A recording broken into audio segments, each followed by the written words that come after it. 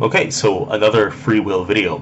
I think when people think about free will, we're thinking about life and the way we live life and the options available to us and what we do in such a free manner and all this stuff.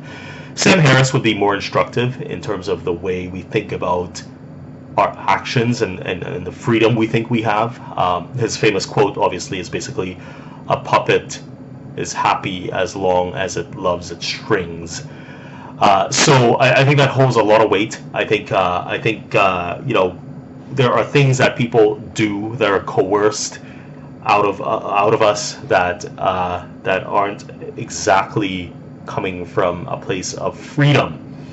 So that being said, there's an example I kind of dreamed up last night on social media about death, and I think that most people don't want to die. We spend our whole lives not wanting to die.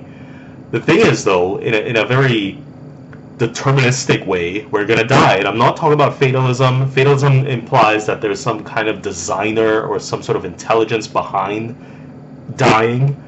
We don't know that. It is unprovable. Look up all the atheist arguments you could look up and, get your fill. But there is no proof that there is a designer or something that is directing the way we're going to die or how we're going to die or when we're going to die, etc., etc., etc. But the truth remains that as human beings, we're going to die, and we can take steps, for instance, to not die the way we're going to die. Say you're going to die from cancer. Like you could take steps right now that would kind of mitigate the chances of cancer, but then then you deal with genetics, and then you deal with food and diet, exercise. There are too many things in the universe that you have to take into account as a human being to prevent your dying. But you're gonna die. Like you're gonna die, and where is the free will in that?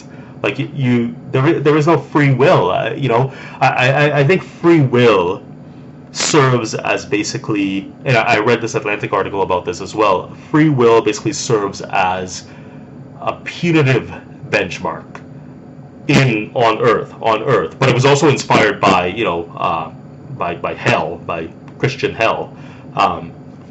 But free will just serves as a way of placing blame, which should happen on a certain level. I mean, Sam Harris has covered all this stuff before, right? But we should be coerced into behavior that is not anti-social or anti in the deepest sense, into behavior that is anti-human, that causes suffering. Let's put it that way. But even then, it doesn't matter how much jail or how much prison time you serve. There will be suffering, and at the end of the day, you will die.